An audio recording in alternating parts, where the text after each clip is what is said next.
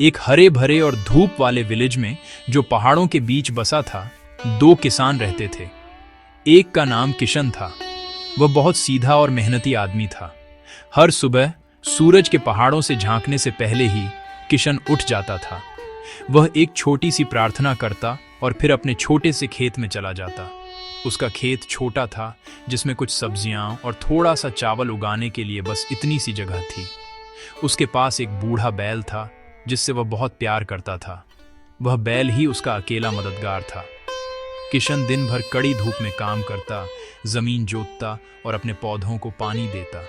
कड़ी मेहनत से उसके हाथ खुरदरे हो गए थे, लेकिन उसका दिल हमेशा उम्मीद और एक कोमल दया से भरा रहता था। किशन एक छोटी सी मिट्टी की झोपड़ी में रहता था, जिसकी छत फूस की बनी थी। झोपड़ी सादी थी, लेकिन वह साफ थी और प्यार से भरी थी।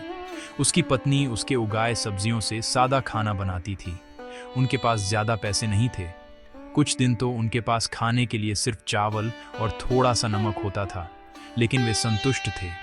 उन्हें छोटी छोटी चीजों में खुशी मिलती थी, जैसे सुबह चिड़ियों के गाने की आवाज या पहली बारिश के बाद मिट्टी की खुशबू। किशन हमेशा विलेज में मिलने वाले हर किसी के लिए मुस्कुराता रहता था। उसका मानना था कि अगर आपके पास बहुत कम भी है, तो भी आप हमेशा मुस्कुरा सकते हैं। इसमें कुछ खर्च नहीं होता। उसी विलेज में एक बड़ी पहाड़ी पर, जो बाकी सभी फार्मों को देखती थी, एक और किसान रहता था। उसका नाम रामलाल था। वह बहुत अमीर था। उसके पास कई बड़े खेत थे, मवेशियों का एक बड़ा झुंड था और ईंट और पत्थर से बना एक शानदार घर था। उसके घर में कई कमरे थे और वह महंगी चीजों से भरा था। नौकर उसके लिए काम करते थे, उसके फार्मों और घर की देखभाल करते थे। रामलाल के पास वह सब कुछ था जो पैसे से खरीदा जा सकता था। वह हर दिन अच्छे कपड़े पहनता था और स्वादिष्ट खाना खाता था। बाहर से ऐसा लगता था कि उसकी जिंदगी एकदम सही है, ऐसी जिंदगी जिसका विलेज में हर कोई सपना देखता था। लेकिन अपने बड़े सुंदर घर के अंदर रामलाल खुश आदमी नहीं था। वह अक्सर अकेला और चिंतित रहता था। वह अपने दिन अपने पैसे गिनने और अपनी फसलों के बारे में चिंता करने में बिताता था। वह कभी मुस्कुराता नहीं था और न ही अपने मजदूरों से प्यार से बात करता था। उसे लगता था कि ज्यादा पैसे और ज्यादा जमीन उसे खुशी देगी, लेकिन ऐसा कभी नहीं हुआ। वह अपने बड़े घर से नीचे छोटी झोपड़ियों को देखता और गर्व महसूस करता, लेकिन शांति नहीं। उसके कोई सच्चे दोस्त नहीं थे, क्योंकि उसने कभी किसी का दोस्त बनने के लिए समय नहीं निकाला। उसका दिल उसके बड़े बड़े कमरों जितना ही खाली महसूस होता था। एक दोपहर आसमान, जो कभी चमकीला और नीला था, बदलने लगा। गहरे भारी बादल एक साथ इकट्ठा हो गए, गुस्सा और ग्रे दिख रहे थे। एक तेज हवा चलने लगी, जिससे पेड़ तेजी से हिलने और नाचने लगे। चिड़ियाओं जल्दी से आश्रय खोजने के लिए उड़ गईं और हवा ठंडी हो गई। किशन ने अपने छोटे से खेत से आसमान की ओर देखा। उसे अपने गाल पर बारिश की एक बूंद महसूस हुई, फिर दूसरी। वह जानता था कि यह कोई साधारण बारिश नहीं थी। एक बड़ा तूफान आने वाला था।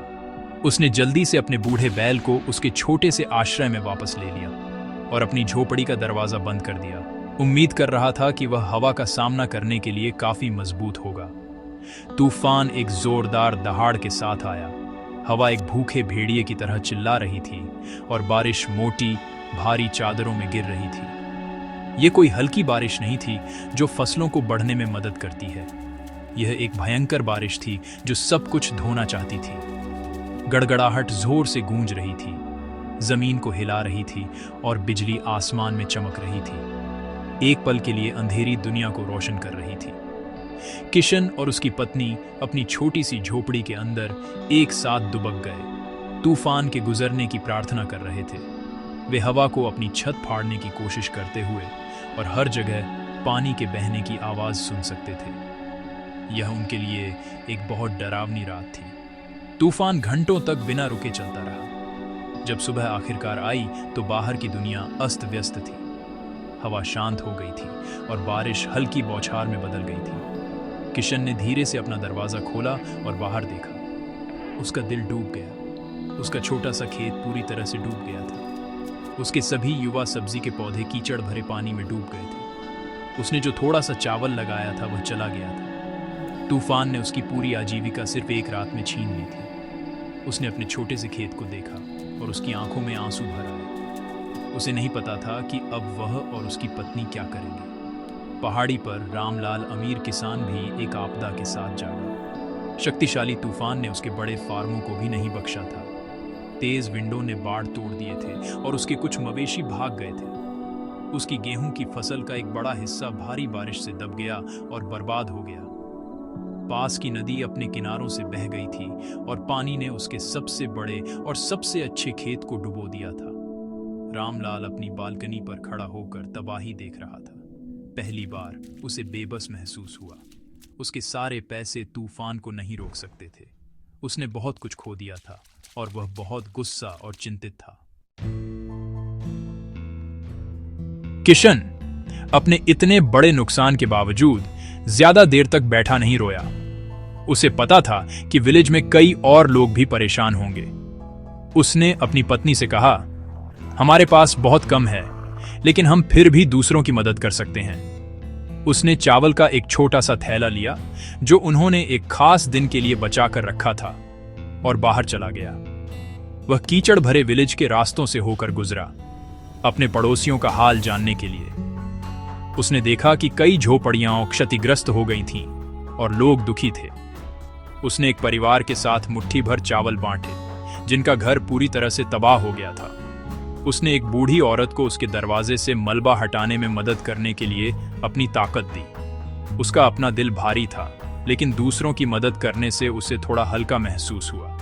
जब किशन अपने पड़ोसियों की मदद कर रहा था, तो उसने रामलाल के कुछ खोए हुए मवेशियों को जंगल के किनारे भटकते देखा।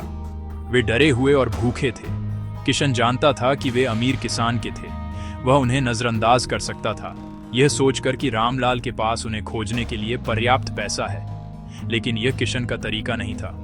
उसने धीरे से जानवरों को बुलाया और धीरे धीरे उन्हें रामलाल के बड़े फार्म की ओर वापस ले गया। यह एक मुश्किल काम था, क्योंकि जमीन फिसलन भरी थी और जानवर डरे हुए थे। लेकिन किशन धैर्यवान था। उसने उन्हें रामलाल की संपत्ति के रूप में नहीं, बल्कि ऐसे जीवित प्राणियों के रूप में देखा जिन्हें मदद की जरूरत थी। रामलाल अपने गेट के पास खड़ा था, बहुत चिंतित दिख रहा था। जब उसने किशन को अपने खोए हुए मवेशियों के साथ आते देखा, वह बहुत हैरान था। उसने हमेशा किशन को नीचा देखा था। उसे सिर्फ एक गरीब, महत्वहीन किसान मानता था। उसने कभी उससे किसी भी मदद की उम्मीद नहीं की थी, खासकर ऐसे तूफान के बाद जिसने सभी को नुकसान पहुंचाया था। उसने देखा कि किशन ने मवेशियों को सावधानी से बाड़े में वापस पहुंचाया। रामलाल को समझ नहीं आया कि क्या कहे। उसने हमेशा सोचा था कि गरीब लोग केवल लेने में रुचि रखते हैं, देने में नहीं। लेकिन यहाँ किशन था, जिसने सब कुछ खो दिया था, बिना कुछ मांगे उसकी मदद कर रहा था। किशन ने बस रामलाल को देखकर मुस्कुराया और कहा, मैंने देखा वे खो गए थे। मैंने सोचा आपको चिंता होगी। उसने कोई इनाम नहीं मांगा। उसने अपने खुद के डूबे हुए खेत के बारे में शिकायत नहीं की। वह मुड़ने और जाने ही वाला था जब रामलाल आखिरकार बोला, रुको, उसने कहा। उसकी आवाज सामान्य से ज्यादा नरम थी। धन्यवाद, तुम्हारी फसलें भी तो बर्बाद हो गई हैं, है ना?